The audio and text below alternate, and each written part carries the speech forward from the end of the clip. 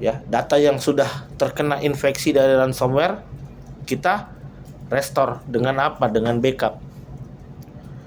Jadi backup itu harus menjadi suatu kegiatan rutin yang harus dilakukan. Sementara kita sering melakukan backup hanya pada saat mau menginstal ulang saja. Selebihnya nggak pernah kan. Sekarang Anda pernah memikirkan enggak? Misalkan kalau perangkat komputer yang saya gunakan sekarang ini kena ransom misalkan. Kemungkinan terburuk dia kena ransom. Kita masih punya cadangan apa enggak? Nah, itu. Kalau enggak punya cadangan berarti harus dibikin. Harus dibuat segera. Karena kita enggak tahu dari mana jalur masuknya dan kapan itu bisa terjadi.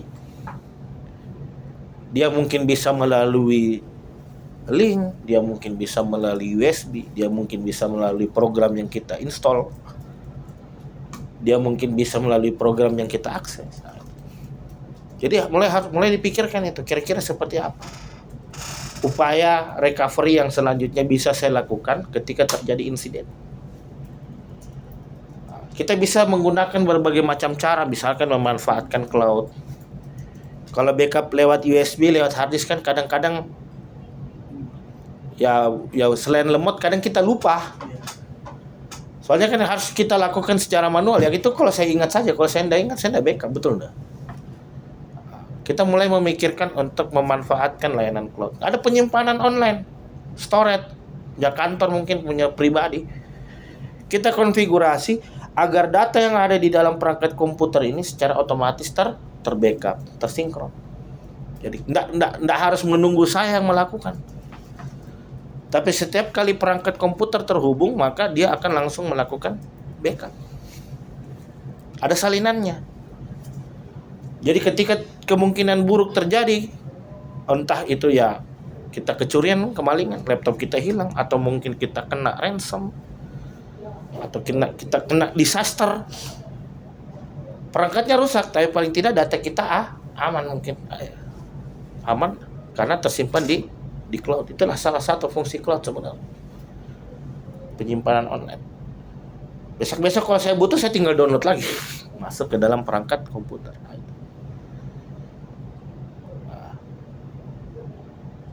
Jadi seperti yang saya sampaikan di awal, bahwa yang namanya security itu kita do the best and prepare for the worst. Lakukan yang terbaik dan selalu siap dengan kemungkinan terburuk. Pakai antivirus, pakai firewall. Kita juga harus sadar tentang security seperti itu. Tapi tetap kita harus memikirkan kemungkinan terburuknya, karena tidak ada jaminan bahwa pertahanan security kita saat ini selalu bisa mencegah serangan. Dan ketika terjadi kita sudah punya alternatifnya. Ya, jadi security itu proses. Jadi security itu bukan beli produk antivirus, beli firewall, selesai masalah. Enggak seperti itu. Bahkan kita pakai antivirus yang berbayar sekalipun itu masih ada kemungkinan bisa diretas. Makanya prepare for the worst-nya itu harus dilakukan. Bersiap untuk kemungkinan yang terburuk. Oke, kita lanjut ya terkait dengan malware. Jadi kita sudah sempat membahas jenis-jenis ransom, jenis-jenis malware kemarin ya. Kemudian yang berikutnya ada adware. Jadi kalau adware ini apa? Kalau adware ini biasa menampilkan iklan. Menampilkan iklan secara terus-menerus pada target ya. Jadi kadang kita risih gitu. Dan iklannya itu tidak tertarget karena macam-macam, judi, kadang pornografi ya. Jadi kadang kita ini apa? Makanya kadang kita kalau download software di luar dari sumber yang terpercaya, nah ini. Kadang mereka nyelip-nyelipkan adware. Kita install, ternyata setelah kita install juga adware. Makanya selalu download aplikasi dari sumber yang terpercaya. Karena kalau download aplikasi dari luar sumber terpercaya itu kadang mereka macam-macam itu. Dia masukin adware, dia masukin virus dan lain sebagainya gitu.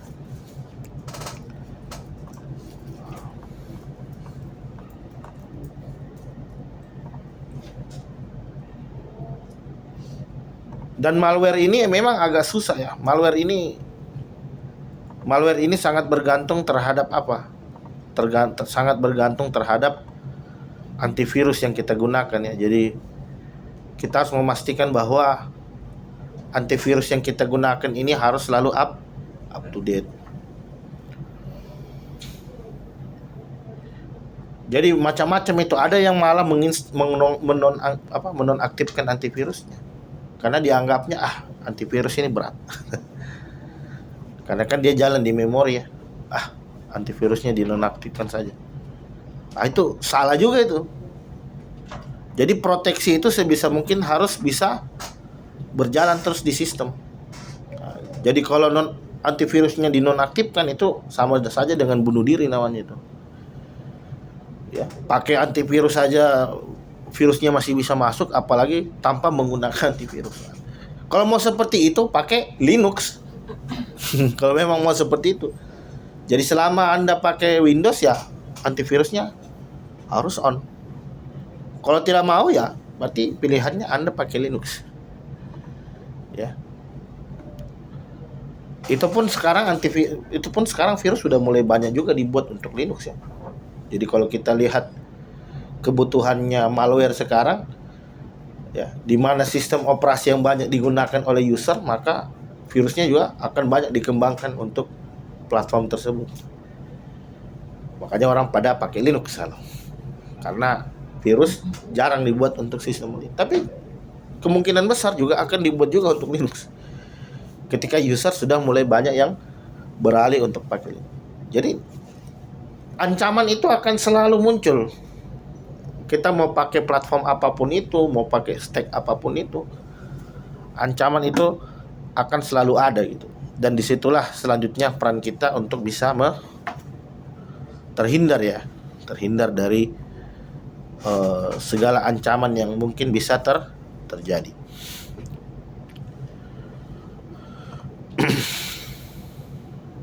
Ini sistem hacking, malware.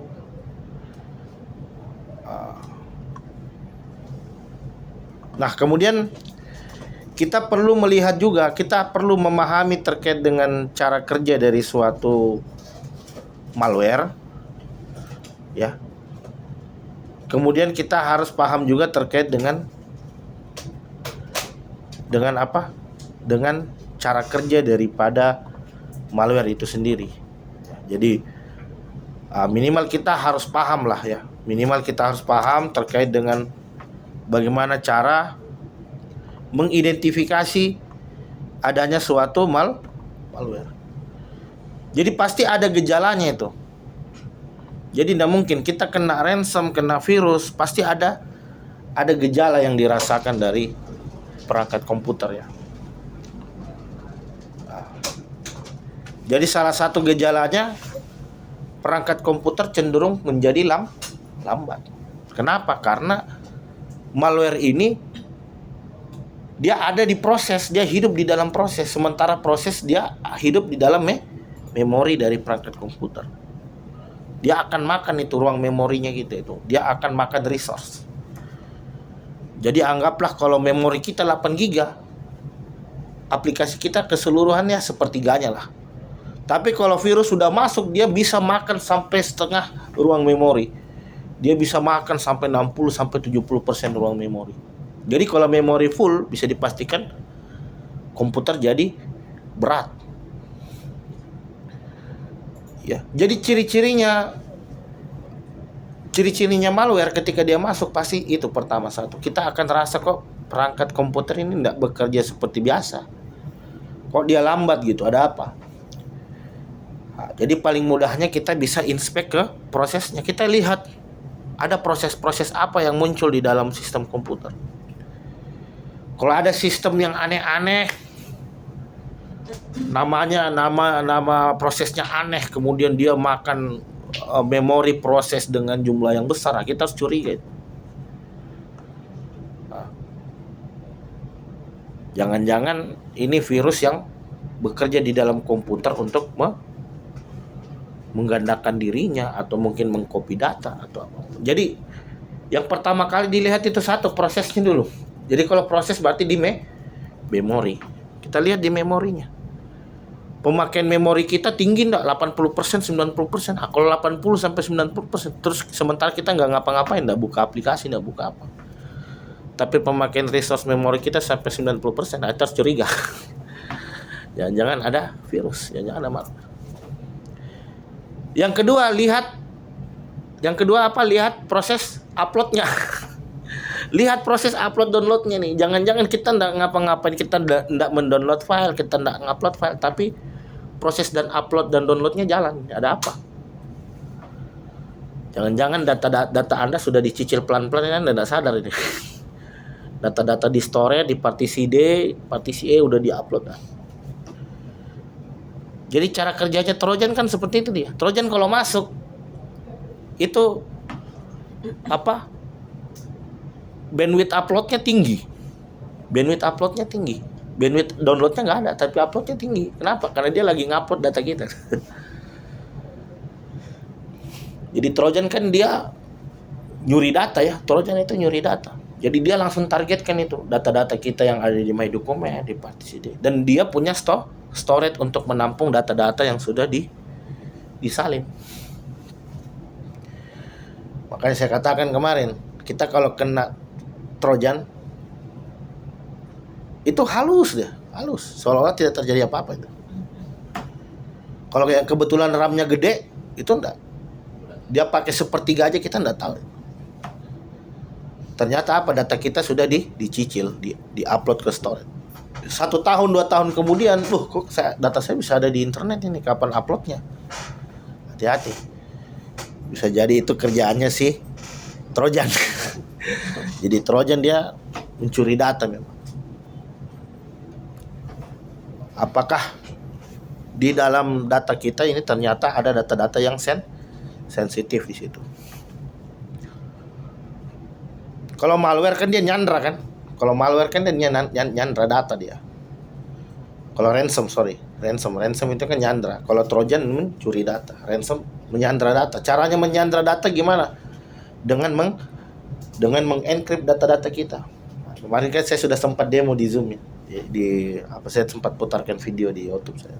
Jadi ketika dia tereksekusi, maka seluruh data kita yang ada di suatu storage, di partisi akan kena encrypt semua. Nggak bisa dibuka. Mau itu data gambar, mau itu data dokumen, mau itu data video, rusak semua. Jadi nggak bisa dibuka karena ada sesuatu yang diinjek ke dalam file itu.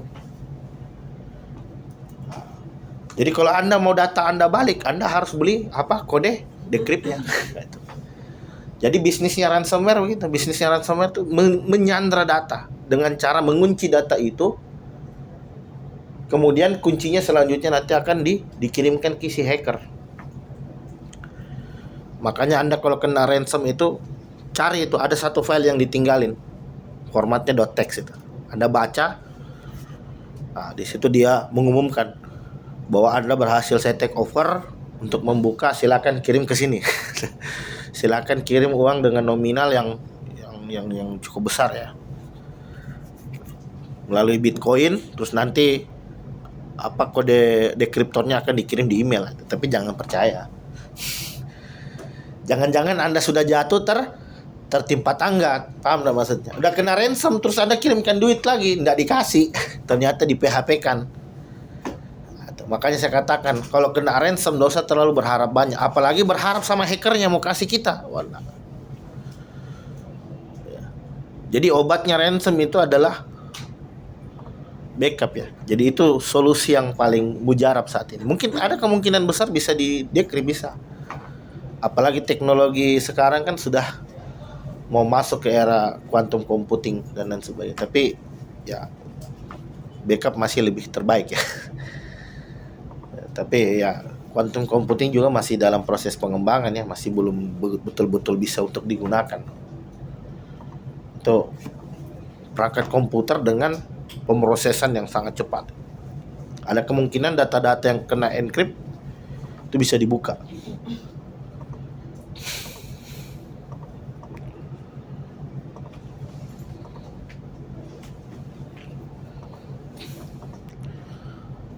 Kemudian kita lanjut ke materi berikutnya, yaitu terkait dengan sniffing.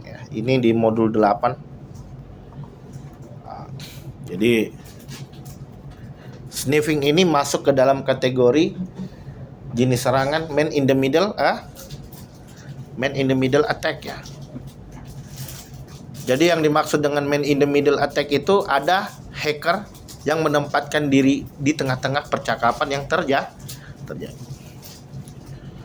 Seperti saya sampaikan kemarin ya, misalkan kalau 2 orang cowok cewek, yang di tengah setan ya. Kalau ini 2 orang yang berkomunikasi, ada hacker di tengah-tengah. Jadi setannya itu hacker. Jadi dia berusaha untuk mendengarkan percakapan yang terjadi. Jangan-jangan ada percakapan yang rahasia atau data yang rahasia. Maka si hacker di sini dia akan berusaha untuk melakukan yang namanya sniffing. Jadi sniffing itu dari kata mengendus ya. Mengendus informasi. Mendengarkan, listening ya. Makanya kita kadang kalau bertukar informasi harus menggunakan protokol yang secure. Jaga-jaga apa? Ketika data itu intercept di tengah jalan, dia tidak akan bisa lihat isi informasinya karena sudah di-encrypt dia. Dan yang bisa membuka data itu hanya 2 orang ini saja yang saling berkomunikasi. Hacker tidak termasuk. Kenapa? Karena dia tidak punya kuncinya.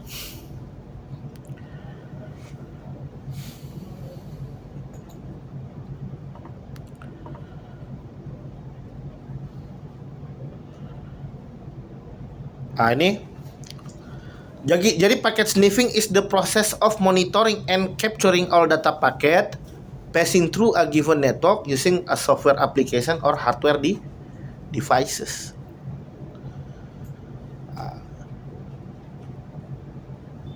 Jadi sniffing di sini tujuannya adalah untuk mengcapture atau memonitoring paket yang dipertukarkan dalam jaringan. Tools yang digunakan macam-macam. Hackernya bisa pakai perangkat keras atau menggunakan bantuan perangkat lunak. Jadi ada hardware-nya. Itu ada hardware-nya juga itu. Ya. Jadi hardware-nya itu mengcopy. Ya. Jadi ketika dipasang di network, dia akan menyalin semua itu paket-paket yang keluar masuk jaringan, terus di forward ke hacker untuk dilihat ini percakapan apa saja ini. Tapi kan tidak mungkin kalau tapi kalau dia bisa pasang perangkat itu di dalam perusahaan kita, bisa dia pakai. Tapi tidak mungkin ya, agak susah. Karena kadang perangkat network di organisasi itu diproteksi. Makanya kadang di realnya itu dia pakai perangkat lunak. Jadi ada tools yang dipakai. Pakai Wireshark, pakai kemudian dia redirect ya, dia mencoba untuk mendirect komunikasi yang terjadi ya.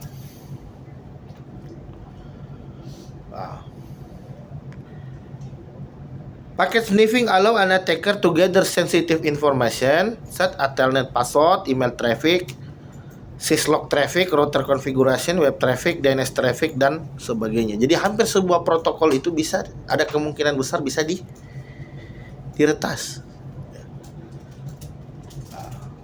Ada kemungkinan besar bisa diretas. Jadi protokol yang secure saja masih ada kemungkinan, apalagi yang tidak secure ya. Jadi pastikan kita berkomunikasi di protokol yang secure. Paling tidak bisa, tapi itu sangat menyulitkan bagi hacker tentunya. Nah, jadi kalau di dalam man in the middle attack itu ada kita kenal dengan packet sniffing, passive sniffing. Jadi passive sniffing itu saya tidak perlu ngapa-ngapain, tiba-tiba saya dapat traffic dari pengguna itu. Kenapa bisa terjadi seperti itu? Karena perangkat network masih menggunakan hub ya. Jadi kan sekarang orang sudah jarang pakai hub. Rata-rata sekarang orang udah menggunakan switch, betul tidak? Masih ada yang pakai hub di kantornya. Kalau saya ada yang pakai hub ganti. Udah nggak zaman ya. Jadi hub dulu itu waktu masih era pertama kalinya jaringan. Jadi gimana cara kerja hub? Hub itu melakukan apa? Yang namanya broadcast. Sedangkan switch itu bekerja dengan cara apa? Multicast atau unicast. Makanya ada yang katakan perangkat hub itu ribut dia. Kenapa? Karena semua orang jadi tahu percakapan yang terjadi. Nah, jadi kalau saya anggaplah ini hub, ini kan port ya, port 1, port 2, port 3, ya, anggaplah port 3 lah ya. Ini PC A, PC B, dan PC. Saya cuma butuh berkomunikasi dengan PC B. Tapi ketika saya ngirim data, maka yang terjadi, data itu selanjutnya akan diduplikatkan. Kemana? Ke B dan juga ke C. Ke C nggak mau tahu, dia malah jadi tahu urusannya orang. Yang berkomunikasi A sama B, yang terjadi si C malah ikut tahu. Kenapa? Karena pada dasarnya perangkat hub itu caranya yaitu dengan menggandakan paket. Ya. Jadi di broadcast dia sekalipun bukan orang yang dituju, dia juga selanjutnya akan menerima informasi itu. Inilah cara jeleknya hub ya.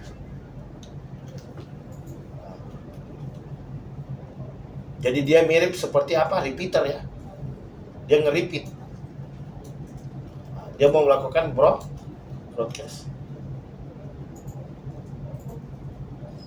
Dan ini baru satu perangkat. Bayangkan kalau ada banyak perangkat yang mengirim informasi bersamaan. Maka network menjadi crowded. Ya, atau biasa kita sebut dengan broadcast storm. Jadi paket di dalam jaringan nanti akan dibanjiri oleh banyaknya paket.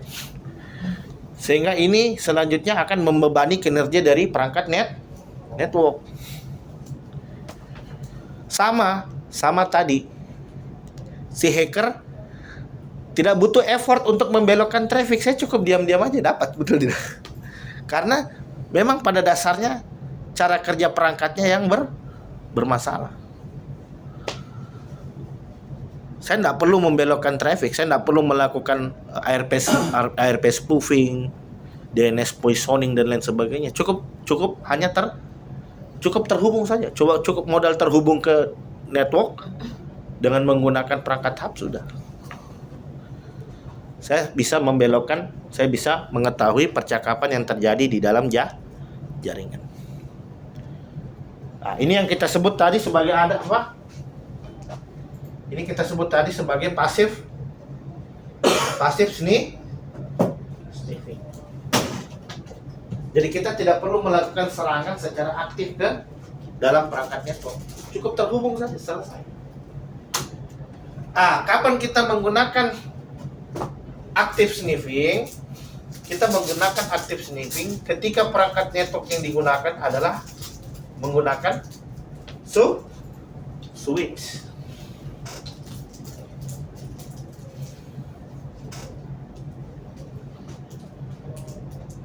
Makanya kalau dalam OSI layer perangkat hub itu masuk di layer 1 ya.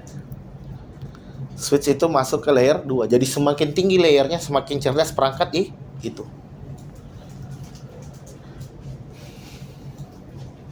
Nah, kalau di dalam switch dia cara kerjanya yaitu dengan menyimpan alamat MAC address dari perangkat yang terhubung ke dalam jaringan.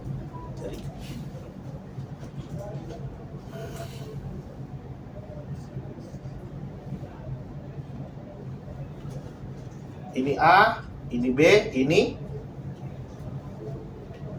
Nah, jadi portnya sekarang dia memiliki alamat MAC address. Jadi apa yang dimaksud dengan alamat MAC address? Jadi alamat MAC address adalah alamat fisik yang terdapat pada suatu perangkat komputer.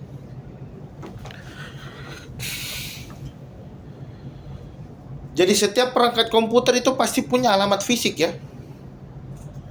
Setiap perangkat komputer pasti punya alamat fisik. Jadi alamat fisik itu adalah alamat yang bersifat paten, permanen ya.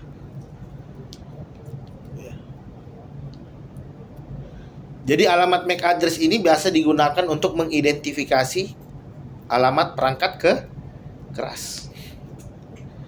Jadi alamat itu kan ada dua ya. Ada physical address, ada logical address. Kalau physical address yaitu MAC. Kalau yang logical address itu IP address. Kalau MAC address itu bersifat permanen, dia tidak bisa dirubah. Kalau IP address bisa berubah-ubah. Jadi tergantung saya terhubung ke jaringan mana, saya akan menggunakan jaringan yang ada di sana. Alamat IP di sana, betul nggak? Tapi kalau MAC address, kita terhubung di jaringan manapun, MAC address kita tidak akan berubah. Jadi sama halnya dengan apa? MAC address itu sama halnya dengan email ya. Jadi handphone kita mau pakai SIM card apapun itu ya tetap emailnya sama, tidak akan berubah. Ada mau pakai Telkomsel, mau pakai Indosat. Nah, jadi kalau yang logical address itu alamat IP yang kita dapatkan dari provider, misalkan Telkomsel. Itu kan punya rentang IP masing-masing, betul enggak?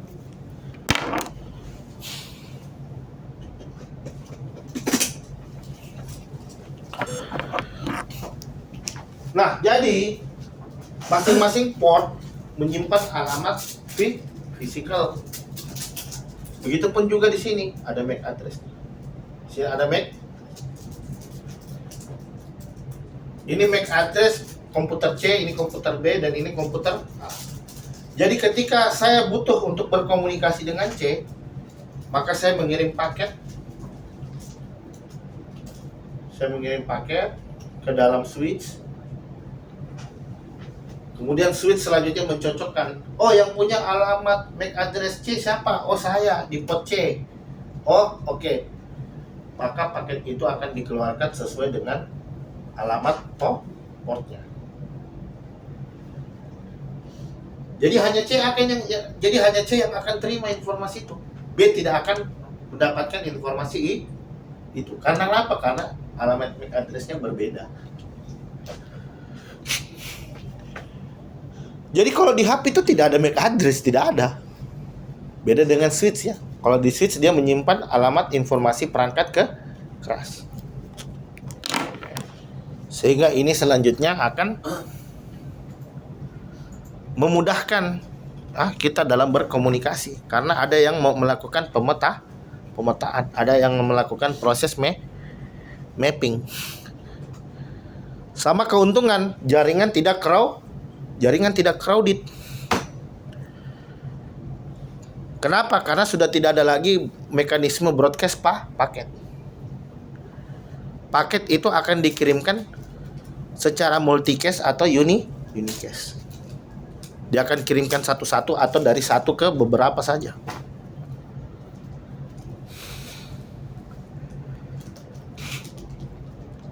Sama yang kedua, dari sisi security dia jauh lebih secure. Kenapa? Karena hacker kalau dia tidak melakukan serangan secara aktif, dia tidak akan bisa dapat traffic. Beda kayak hub. Hub saya cuma model kabel UTP terhubung selesai. Udah bisa man in the middle.